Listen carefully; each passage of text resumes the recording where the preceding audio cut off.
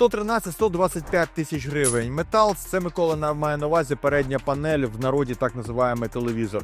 Ти забув про капот, давай нагадаємо ще про капот. 125 тисяч гривень без капоту. 38 тисяч капот. Да. Так, 38 тисяч, 40 тисяч гривень. Дивіться, 125 плюс 40 – це 165 тисяч.